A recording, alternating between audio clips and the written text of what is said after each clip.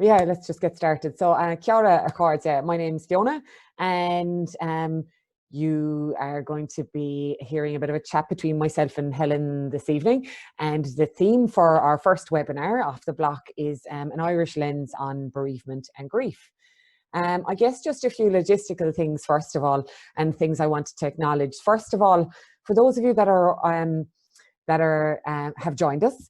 We can't see you, so we've intentionally set this up in that webinar style so that people can come and go as they please. And if they choose to simply just watch, that's absolutely fine. So if you're in your pajamas, absolutely no problem.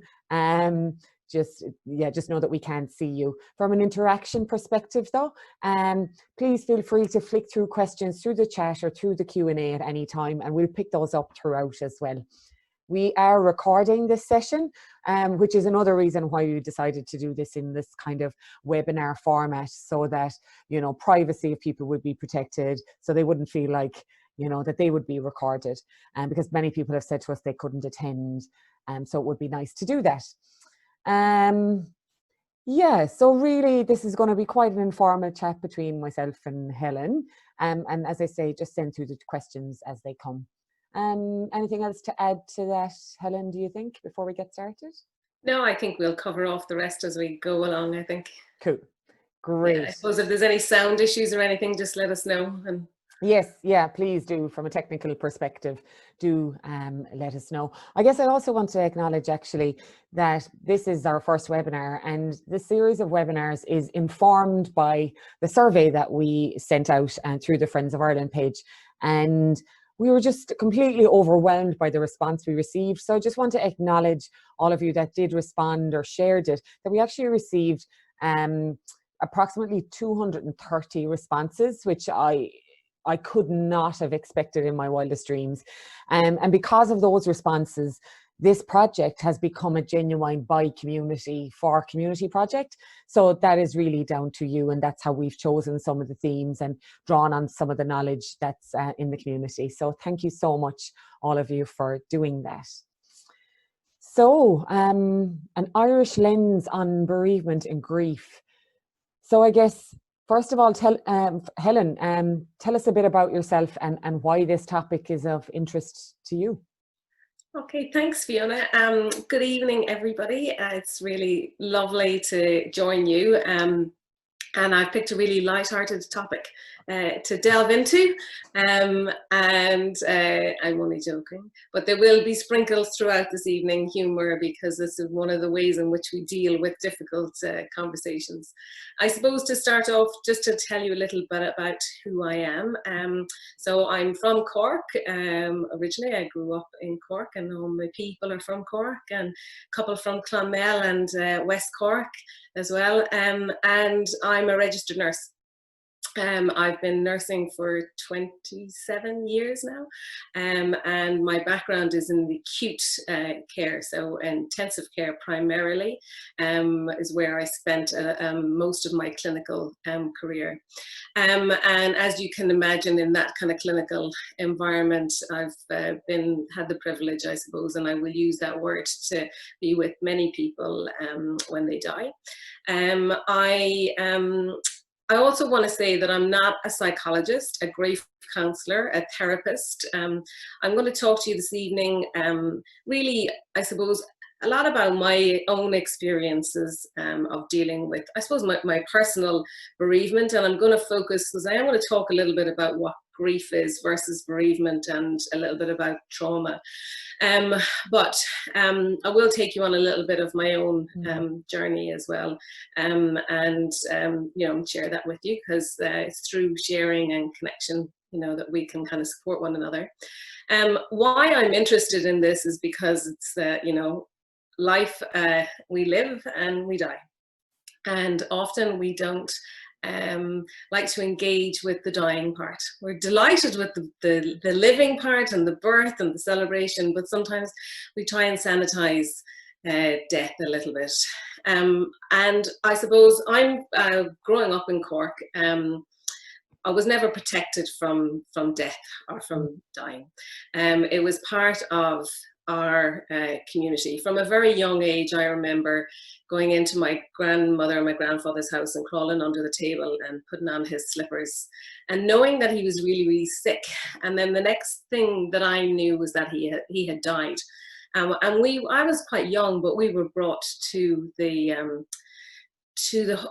funeral home, and we had, you know, a traditional Catholic family, so rosary and removal and that process. And I was never sheltered from that. Like very many Irish people, dying, you know, you don't get through life as an Irish person. Really, it's kind of unusual not to have had some experience of somebody dying. And if it isn't in your immediate family, without a shadow of a doubt, it's in your community. And growing up, my mum and my dad and the family, that you'd often get the phone call, even when you'd moved away, about, do you know Mary, now she was related to, you know, Susan, who was in class with you. Do you know her mother died? And so you'd get this kind of story around the death. And I used to think, why are you telling me this? I don't even know who this person is. But it was part of the socialization of death, right? It's part of living. So I suppose that's why I'm interested in it. I'm interested in it from a normal process, and then I suppose from an experience as a clinical nurse as well, and those experiences. You're so right there, what you said about, you know, even like I've been away 10 years and there's still times I get the phone call from my mother, like, you know, and she's just mad to tell you who's died, and it used to drive me mad, and sometimes it still does a little bit, but I'm really understanding it a lot more though now. And you know, what we've talked about recently, which we're going to go into a bit more around, that community aspect of it really has resonated with me. And that's, you know, as you told that story there about, you know, your granddad, and just your experience of death and where it shows up in our lives. I keep going, yeah, I get it, you know. So I think of my grandparents, on my dad's side, my granddad died at home, and my grandmother was lying in the bed with him as he died. And I remember being there and being with my dad. You know, it was his father who just died. It was a very emotional time. And I left. I knew what was happening. I was in secondary school, and I didn't want to go to school because I wanted to be there. Wanted to be there at this important time, and it was amazing. You know, it was sad, but you know, as an older woman now, I look back on that and I think, oh, that is so beautiful. You know, that you have that experience. Now, all death isn't like that. You know, it can be exceptionally traumatic, and especially, you know, when we die out of sequence, right? So if we die too young, or when you know, have somebody who dies as a young baby or young child, and teenagers, and all of those things are quite different, and how we engage with them is very differently. You know, from you're living your life, and there's an expectation that we die, right? We get frail. Our bodies fail and we die. It's harder to adjust whenever it is that, you know, a young person dying, and how we think about that. But how we socialize death then, and the language, you know, that we use around it, and whether we're willing to talk about it or not is kind of dependent. We often talk much more freer about the older generation dying. We're not so good with the younger generation. So often it can be a little bit like lip service. I just was talking to somebody just a few minutes ago, who's diagnosed with breast cancer. And I think when you have a big diagnosis like that, your own mortality flashes up in front of your face. And we were talking about the things people say, or people, you know, don't say, or they can't say. And they kind of skirt around it, around the issue. And I think that one of the things with death is that euphemisms they're not useful. And when you say, you know, that you've lost someone, well, they're not lost. They're not wandering aimlessly out there looking for something. They're dead. You know, they're not in search of something. They haven't gone to sleep. I think one of the things I remember when my husband's grandmother died, and my young children were there. Someone said, "Oh, you know, Nana's asleep." I was like, "No, Nana's not asleep. She's not going to wake up like from this." So there is something about using language, and often we don't have the right. We don't know. We feel ill prepared to have a conversation about it. So therefore, we think, well, I kind of won't say anything about it, or I'll skirt around the issues. But actually, it's far more pragmatic. It's far more meaningful to those that are in a great deal of pain to say, I actually don't know what to say to you. I don't know how to talk to you about this grief, this pain, this losing, you know, this 18-month-old child is just too difficult. But I'm here and I'm sitting with you, and no words can fill the void. I think, you know, when we as human beings, when we love deeply, you know, we hurt deeply, and we shouldn't expect anything else. You know, absolutely. It is connected. And I know, Fiona, we spoke the other day about, you know, when we talked about loved ones, you know, when your loved ones, you know, pass away and things like that. And though that language doesn't sit comfortably with me either, because yes, many of those that die are indeed very beloved and very loved, but sometimes they're not. You know, sometimes they're part of your life for whatever reason. And you mightn't love them. You mightn't, you know, they might be in your life, but you mightn't love them. So I think that just that language, we have to be careful about the language. We have to be okay to use the, you know, the real legitimate words of death and dying, and being really open about that. Yeah, I remember, interesting you say that. So recently I was out walking with my 4-year-old, and there's a graveyard quite close to us, you know, and we tend to walk through it sometimes. And she's like, "What's going on here?" kind of thing. And I was like, "Oh," she was like, I said, "Oh, there's people that died and they were buried here." And she was like, "They died here?" I was like, "No, darling, no, they died." And that's, you know, when, you know, we bury a body in some religions. Oh, all right. And then walked on, you know, and because it just didn't feel right to me to say, oh, you know, just to say anything else to her.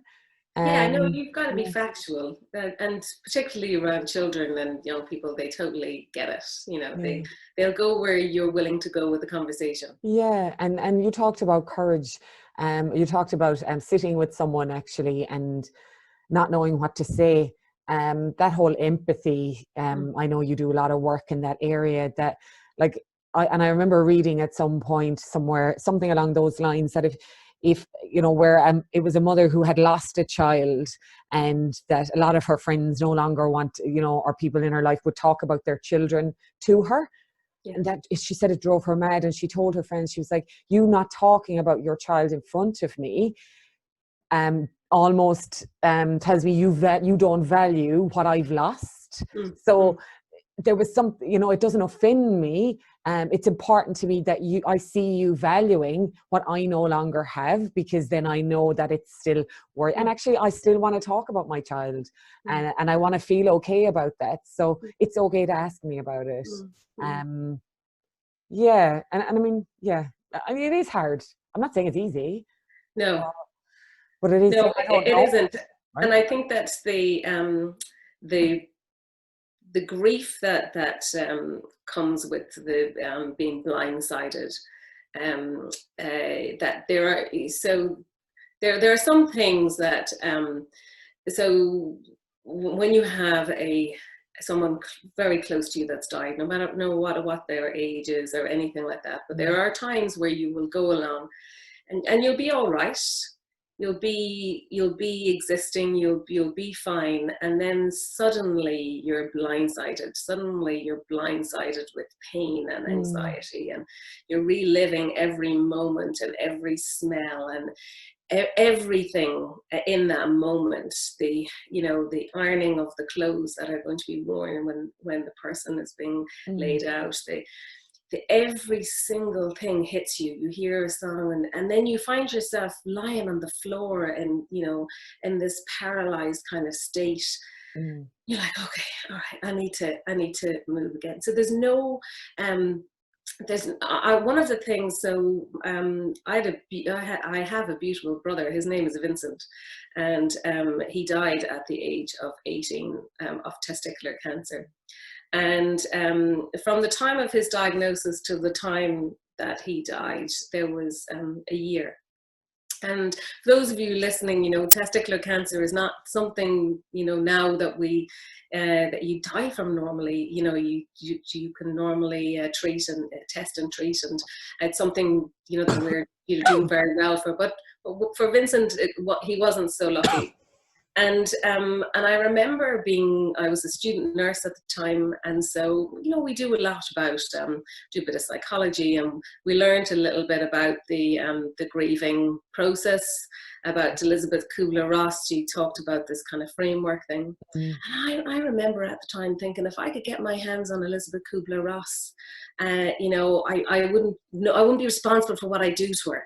Because I thought, that's not how it works. It doesn't work like a stage of denial and anger and acceptance, and suddenly everything's going to be all right. You know, there was a solid year after my brother died that I didn't cry, that there was absolutely no emotion, because I was so numb and so shocked and anguished by what had happened, you know, that it wasn't a normal cycle. And my brother is dead a long time now. He's dead 21 years now. And still his presence is felt in my life still. I can see his hands, I can hear his voice, I can when I see something, I laugh. When I hear, you know, some music, I think about him. And some of those things are really, you know, I look back with gratitude that I had, you know, a wonderful brother. I have a large family. And you know, he was very special in my life. But I do think that stage of, you know, grief, you can't put it into a box. You can't say it's going to be like that. And I think that when you have, especially if you have a sudden trauma or a sudden loss, you know, we have when somebody's dying, you know, when they have an illness, and you can kind of somehow maybe think about what the end may look like. And I think, you know, we do that a lot better now with our palliative care services and preparing people. And but sometimes you have a sudden loss, you know, a suicide, or, you know, where you're not expecting it, where you think that everything is all right, and then suddenly there's a car accident, or there's something, and your whole life is changed in an instant.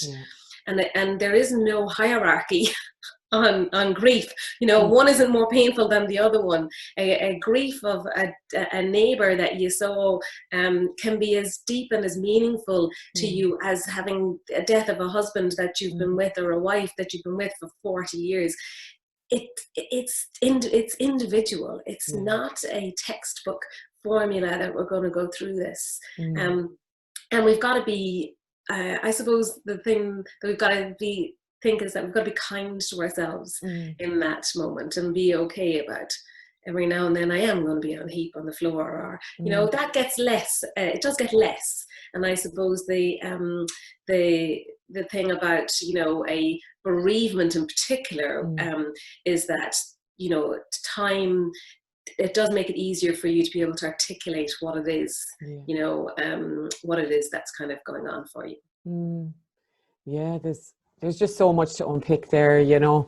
I mean, you mentioned trauma there once, so maybe now's a good time to kind of to maybe talk to that difference that you talked about between grief, bereavement, and trauma. So what is the difference? So I would say that anybody at the moment who is living away from their family in the whole world of COVID, who isn't near their people, is probably suffering from some trauma. That they can't get home, that they can't see them, that is traumatic. And so we can have these traumatic events in our life, and they can be things like losing a job, or, you know, uncertainty, and it may be you know, we have this kind of sliding scale almost of our own elasticity, our own resilience, and how we deal with things. For some people, a traumatic event will be something that is considered quite small. For somebody else, it will take an awful lot more, you know, to be considered traumatic event. Whereas when we're thinking about bereavement, we're talking specifically about the death of a person. And grief then, grief can be associated with all of that.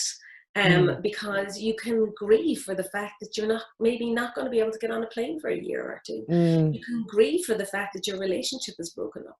You can, grieve that your children have left home. There are different ways. So grief wraps it all up, and it's dependent on those different kind of those different things. And I suppose the thing when we talked about having a conversation about this, Fiona, like why would you put your hand up to talk about something like this? It was like the first thing that came out of my mouth was like, I'll talk about grief and bereavement. Yeah, good woman, Helen. Yeah. But it wasn't, it was just to allow some space to have a conversation. I'm not an expert in these things.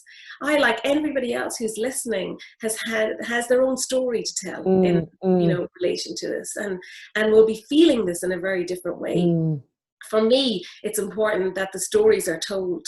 And that's where our heritage and our culture kind of comes into it. Yes, yeah, absolutely. Just a couple of things to pick up on. You talked about, grief can be the end of other things.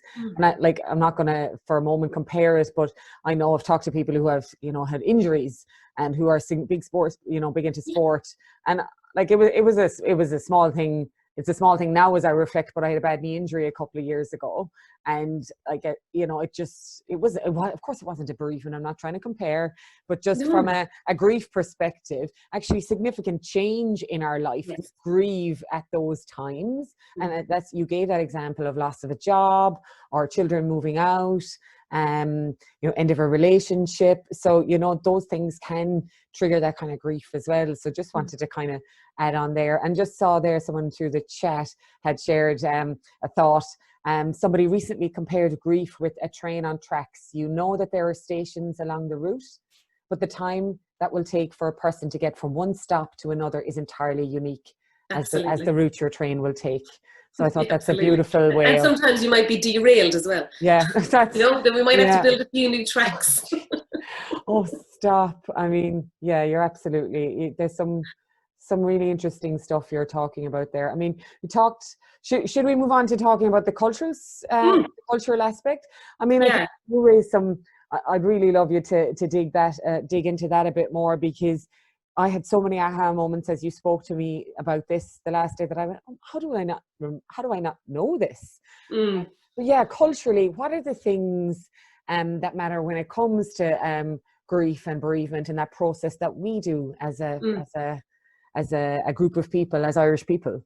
Yeah, I think one of the things about Irish people is that we don't think that we do anything in particular. We think that it's just like, yeah, I know I don't really do that. No, we don't do wakes, or we don't do that sort of stuff. And actually, when you think about what we do, and it is different, right? So that's the thing. It is different. Not all Irish people are the same, but we do have some unique cultural heritage, some Celtic traditions in particular that influence and have always influenced the way we deal with grief. Now, I learned a lot about this whenever I was nursing in Ireland and in Northern Ireland, about the types of things that we do around death. So, but as a community, I'll talk about the community first, the things that we do. Like I talked about my mum, about somebody, Brian is just measuring Kevin. Yes, Kevin told us, I see that. I spoke about mum earlier, and her ringing up about, somebody has died. Now, as you said, that's your experience as well. And it was like a little bit, it was like annoying almost as a young person growing up to hear about this. But that is the beginning of the socialization of the conversation. And so what we do as a community is that we come together and we talk about it. And Brian there mentioned Kevin Tolas's work. He's written this book called My Father's Wake. And what's really interesting about that is that Kevin Kevin's family were from Achill Island, and he talked about the wake and how the wake happens, and it's no different from my experiences in Cork. And what we do is we come together. Firstly, you come together. It doesn't matter who the person is that is dying, the community come together. Yeah. They come to the door. They don't really say a huge amount because we say an awful lot, not through our words, but through our actions as a culture. Just kind of do things. We speak in riddles often, but there's an awful lot of depth underneath that. Yeah. That kind of conversation. So you'll have people that will come up when somebody is dying, whether it's in a hospital or whether it's at home, and more it's becoming, you know, historically it was always at home, and then it changed to the hospital, and now I think it is changing back again a little bit. But you sit around, you never left the person. Yeah. If it was one of those where you knew someone was dying, you understood the dying process, you understood the change in breathing, and if you didn't understand that, somebody was surely around you who would tell you that the end is near. Yeah. We had this, and Kevin talks about the Mná Cínse, which is the wailing women, and I was like, listen, going, what's it mean? But actually what he was talking about the prayers that were said at the time of death, and the sorrowful mysteries for those of the Catholic faith that are said, and they resonate through the house, and it's this like momentous kind of moment. It's like a musical prayer, and in different faiths they have a similar type of thing where you're almost rocking the person into death, where you're where they're dying, and your voice and the song almost, or the prayer is part of that kind of ritual. And you're never, and you mightn't even know the people who were there. You might have known even at the funeral. I remember my brother's funeral. My goodness, you know, when a young person dies, like there's like so many people there. And I remember these people, and I was like, I don't know who they were, but it was so important that they were there and they could see you and they could see your grief.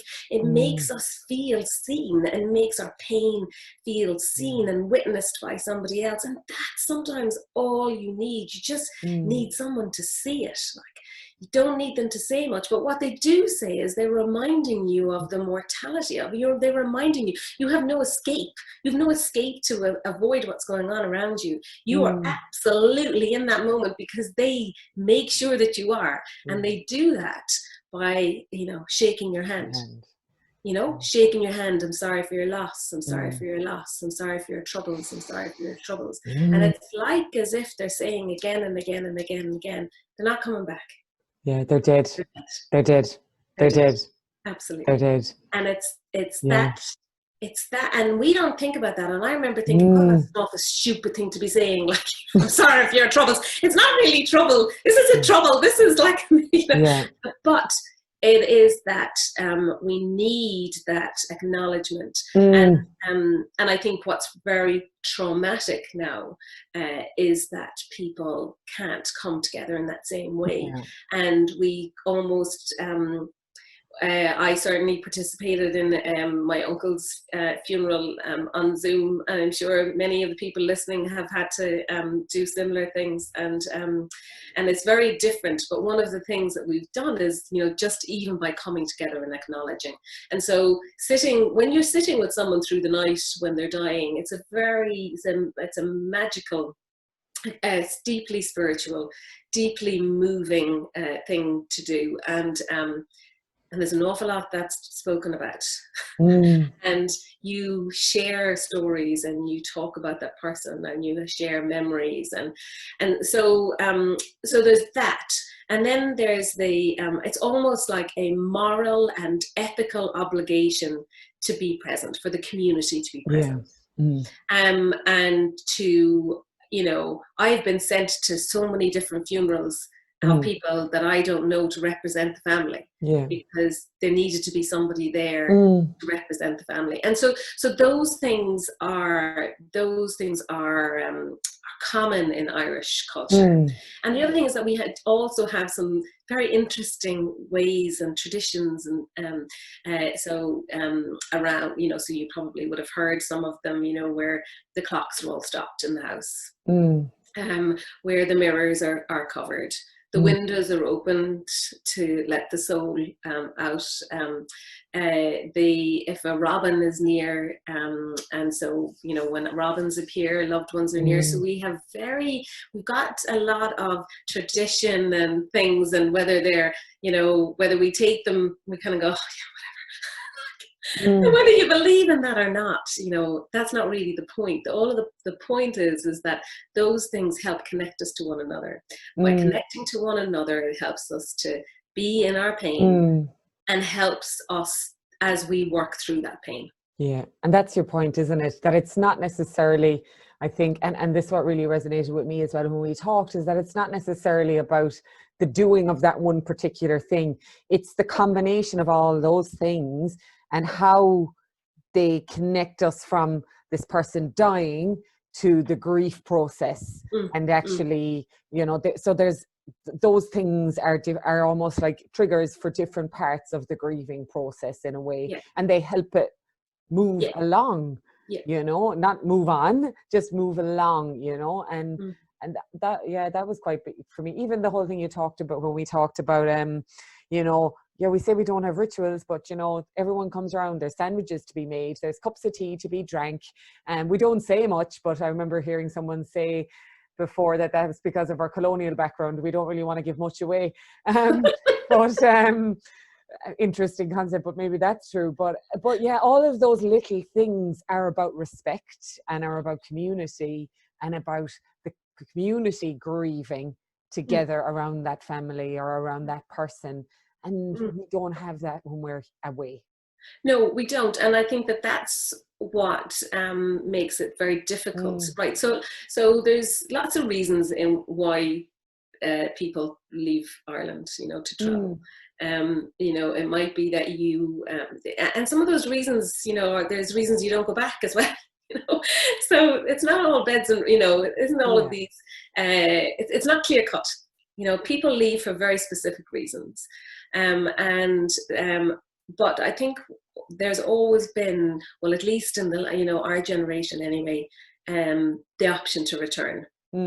And, you know, my father's generation, he had one brother in Australia and two brothers in America, and they hardly saw each other, but they did. And then the generation before, once you went, you were waked, right? They waked the ships when they left Cove and they left Ireland. We had the wake to wake them because you knew you weren't going to see them again, and that was part of it. Whereas now we have this option in which to return. And then I think when that option is taken away from you for, you know, COVID, who can pay $3,000 for, you know, managed isolation on the return trip, those things are really, really hard. And I think that what makes us feel more isolated is that we don't really know. It's so I liken it to the Maori concept of tikanga, and it's something that we don't really think about, that we have any tradition. We kind of like go, oh yeah, well, we do that, but actually we do have our own tikanga, and part of that tikanga is coming together to be with each other, not necessarily to talk about that any one thing in particular, but just being with each other, sharing a pint if it's, you know, takes your fancy, or a cup of tea, whatever, being with, singing a song, you know, acknowledging the pain. And it's one of the reasons why in Wellington we're having our wake on Wednesday, is to have that coming together of people to be able to have a space. Now, you know what, maybe nobody will come, that's fine too, you know, but it allows people an option, like, and having these conversations to kind of say, actually, you know, I do need to talk to people about it. And there's nothing better in the world than talking to somebody who has a shared connection to where you are from, because you don't have to explain anything. Nothing. You can just be. you know, when we met Fiona, you know, I didn't have to explain anything. We went, oh yeah, we're from, you know, close by. We have very similar accents. we, we know we're from, but we have a shared heritage. We have a shared cultural background. We shared history, and all of those things help us then to connect. Yeah. And so when I'm in pain and I reach out to somebody, it's much easier for me to be able to do that. And I've certainly seen that through things like the Irish Mummies group, that, you know, there's that real community there. And yeah, so that's been very helpful, I think, for a lot of people. Just to encourage people, you know, if you have any questions, please feel free to flick them through, or any other comments while we kind of continue to chat. Just touching there, Helen, you know, we spoke a bit about the cultural stuff, but I wonder, you know, what are the things that you think help or hinder people when they are in great pain? Just to, you know, thinking about kind of more practical things now, if we're heading that way as well. What are the things that help and hinder when people are really struggling? So I think, I suppose, let me start with it's always good to start with the helpful things, isn't it? One of the things that, you know, when you have a bereavement is, I think that sometimes there's a bit of a classification of, you know, of worthiness around grief and things like that. And it's to just kind of go, okay, you know, everybody has their pain and their trauma, and all I can actually really do is to be where my feet are. And I really mean that now. For any of you who are listening, if you just think about that for a moment, to just be where your feet are. Because often when we're in a lot of pain, we spend a lot of time looking at what could have been different, what should have been, if I'd only done that. Why didn't I do that? Why didn't I say that? I never got to complete that, you know.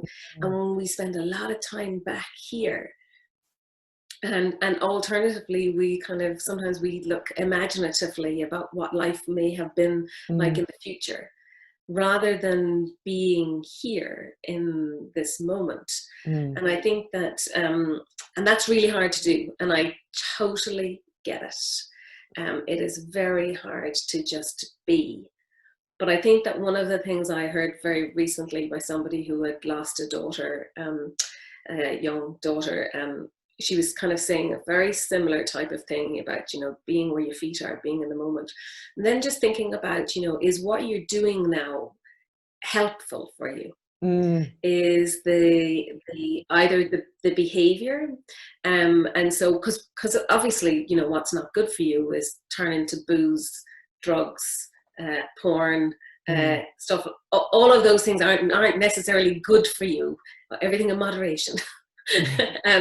But when you're in a lot of pain, you can go, you know, food as well is another thing. Either eat too much of it or too little of it. And so those things are, they're numbing strategies. That's what we call them. They're numbing. You're doing that to numb, to do something to stop you feeling. And you actually have to feel it. You actually have to feel the pain. And it's like any type of any trauma, you've got to feel it and allow it to kind of come in. And it's really hard. Very, very hard. And things that help with that then are, you know, mindfulness training. You know, that sounds a bit cliche maybe to those of you who are listening, you know, but actually taking a moment to breathe. And, you know, and when was the last time you intentionally took a big deep breath in and filled up your lungs and kind of went, oh, okay. It's actually very therapeutic. You know, so often when I'm talking to people or who are in a lot of pain, one of the things that we'll do is like, let's just breathe for a minute. Let's just breathe and be and feel. And then through that you're like, okay, I get. And you know, you've heard the saying, a good cry. Have a good cry.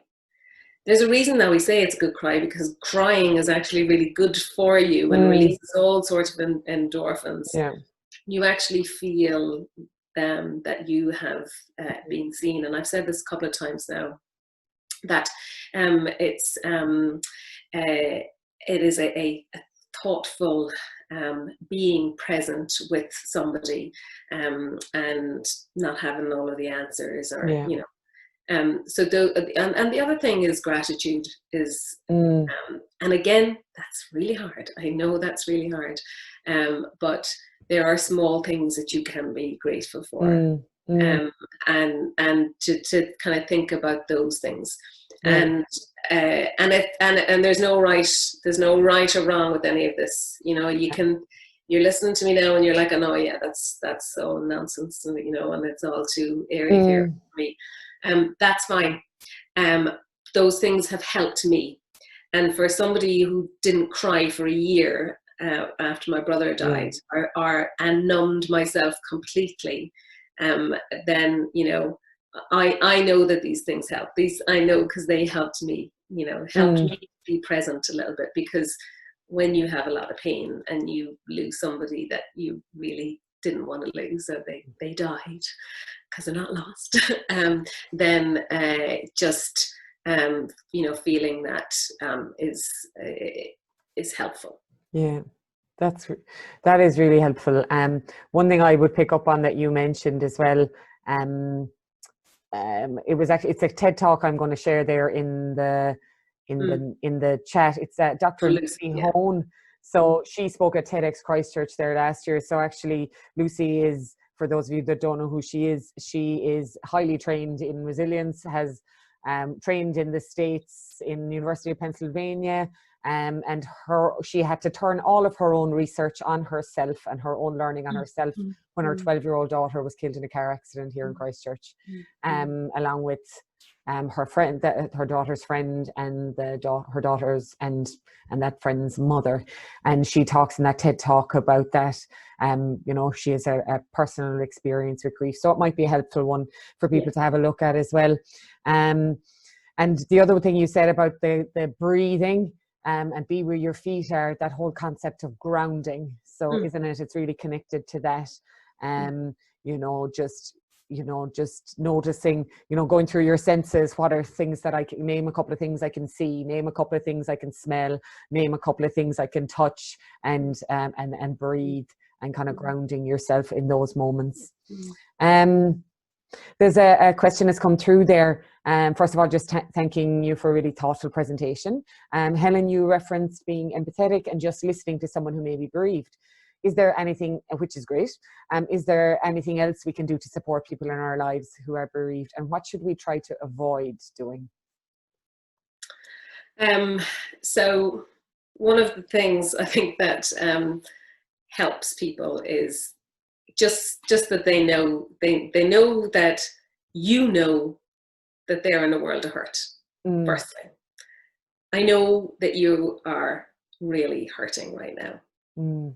That is one of, you know, and actually I don't know how to help, because you might know how to help, because actually there's not a lot you can do, because it's a very lonely place. It's a very personal journey, but letting someone know that you see them and that you can that you acknowledge their pain is the best thing that you can do. And the other thing, I suppose, is to say that when you want to talk about it, I'm here. So I spoke to Fiona the other day, and we were talking about mental health and supports, and, you know, resources that are available, and that there are so many resources available. You know, there's the mental health line. There are so many, but actually a lot of people won't avail of those resources because they will be stoic, and they will just say, oh, it'll be grand, it'll be fine, I'll, you know, and that's okay. But what would really help is having someone to talk to. I think the first time that I spoke about my brother, I was on a train ride from Cork to Belfast. It was a long journey, so I had to change in Connolly, to change in Houston, and go over to Connolly and get on another train. It's a long journey, And I remember sitting next to a lady, and a complete stranger, and I wasn't in a very good space. I didn't talk about traumatic things, pain, suffering, none of those things. They didn't roll off my mouth very easily. And she just asked me some thoughtful questions about, my family, and I didn't know how to answer her, how many brothers and sisters do you have? I mean, how do you answer that question when I still have 4 brothers and 1 sister? But now one of them isn't here anymore. Like one of them is dead. And so how do you say that? Our, mums, fathers, children, lost children, they're still there. But I had a conversation with her. She opened up, she unlocked something just by asking questions. And I spoke to that lady, well, it was a long trip, so I must have spoken to her at least until we got to Dublin, about my brother and about who he was and how that was for me. It was the first time that I spoke about it. I think about it now, and I think what a gift that she gave me of just listening. She never looked at me. And I was grateful, because I didn't want to be looking at anybody. I just wanted to talk and have someone to listen to me. And so and it was a real gift that she gave me, to be able to just open up. She didn't hug me. I didn't want hugs. She didn't, nothing, just listened. And that was amazing. And I think that if you're going to do something for someone, it's just be there when they're ready to talk, to catch it, to be ready. And it's very hard to live with somebody, who's in a lot of grief and isn't dealing with it in a healthy way. It's a huge stress on a family or on a relationship, and there is no quick exit out of it.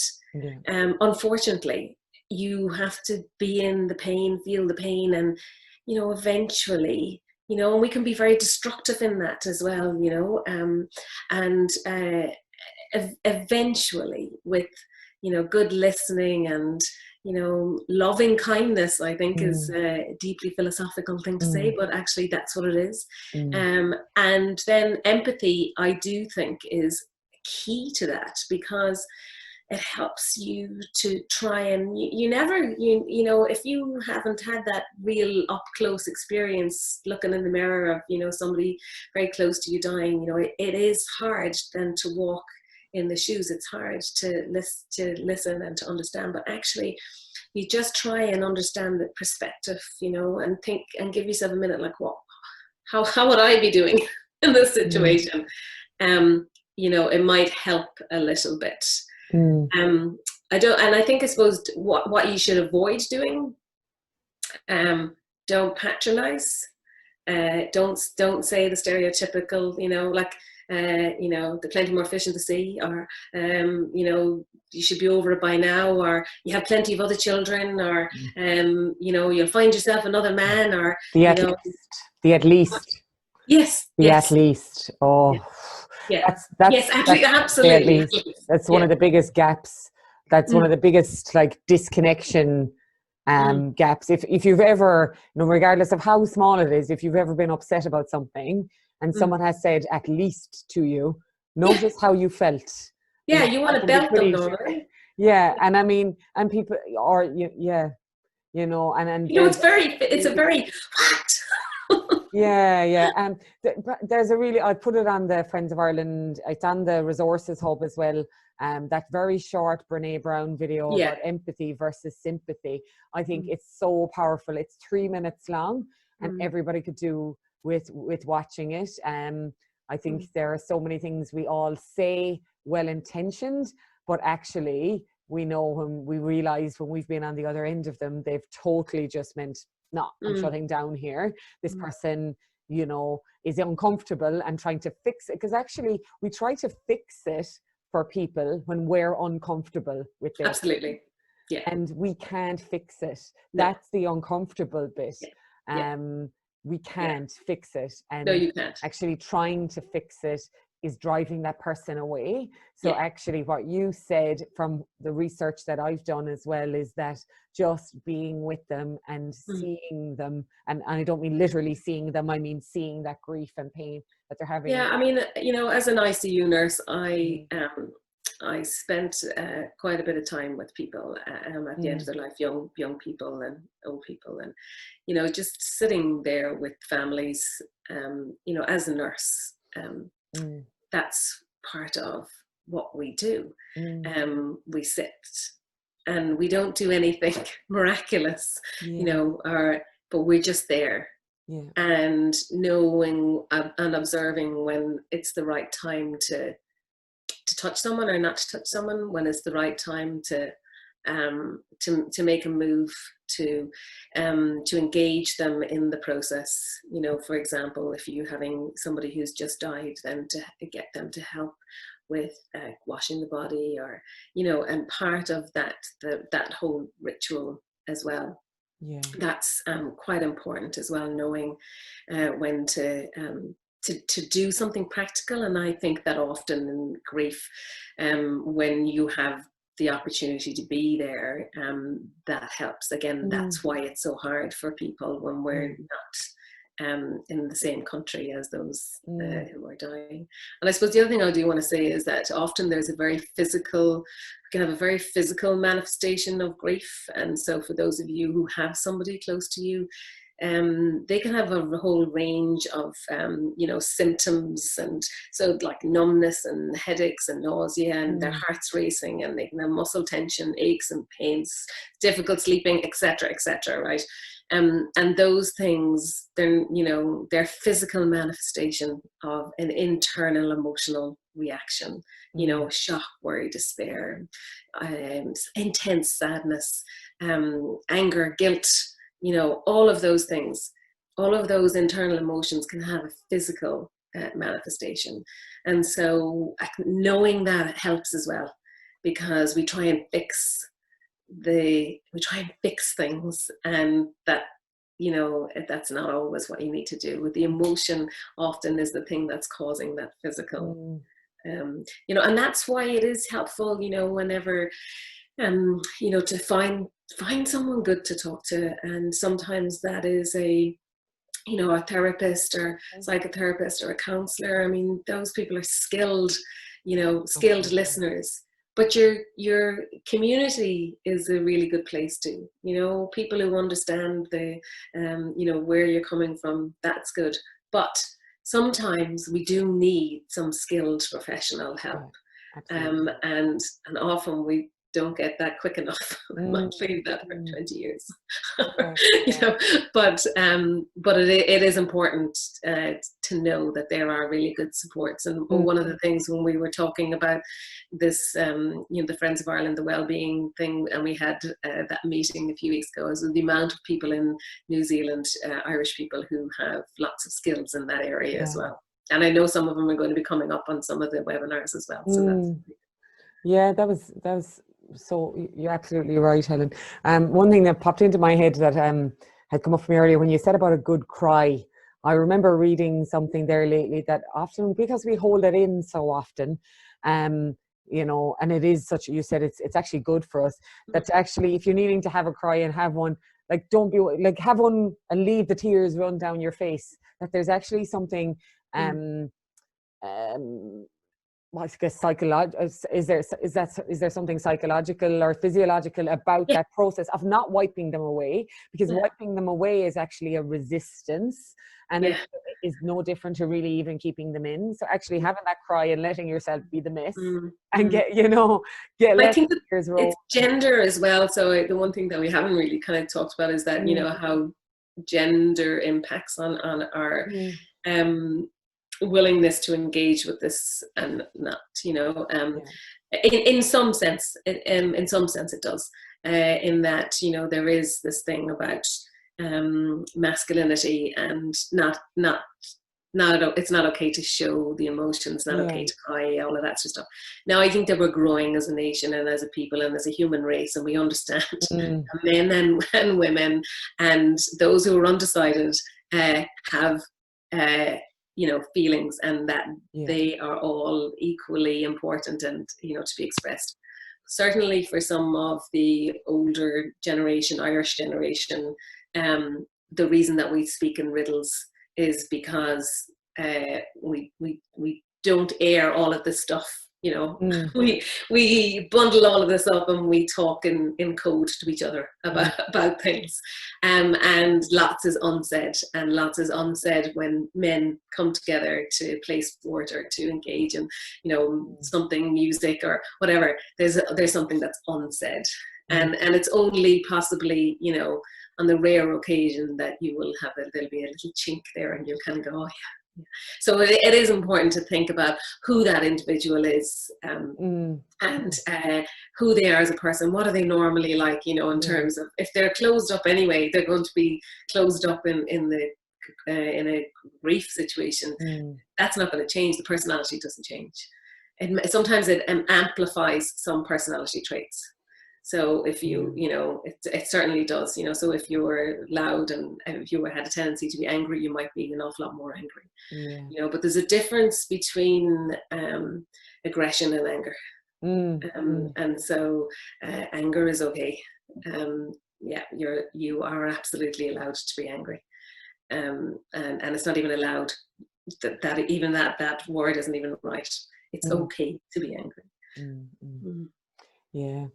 Yeah, I think back to the gender difference, but even sometimes there are women who are just as closed, I think, sometimes as men. It really is, just that saying, look, you say you're fine, no problem, but you know what, if you're not, or you just want to have a cup of tea and not say anything, but just want someone to sit with you, let me know, or let me know what's a meaningful way for me to support you. Because I'm here, whatever. Yeah. I think that's the message that we're leaving with. Yeah, and I think that I suppose we're coming to the end now of our conversation, and that the point of this was to to open up a conversation, to share some stories, some of who I am, with my community, and also that I think that's a very powerful thing to to support each other. The next couple of months, and the world has changed a lot, and there's a lot going on for people. So you're not on your own. There are people here who are willing and ready to have conversation and share plenty of tea. Yeah, exactly. It doesn't look like we've any other questions have come in there, Helen, but so I guess we might as well just wrap it up. But I just want to say thank you so much for volunteering to have a conversation about such an important topic, but that many are not willing to have an open conversation about. And I was just so delighted when you said that, and even the conversation we had in preparation for this, I was like, oh my goodness, I've learned so much already. So thank you for sharing your personal story, for sharing your experience, and for helping create the space for our community to have this conversation. Yeah, thank you. You're very welcome. It's an absolute pleasure. Yeah, well, Gorg Mila Mahagwiv and Slán. Slán and Ihawa, everybody, and thank you for listening. It's been lovely. Brilliant. Thanks, Helen. Bye. Bye.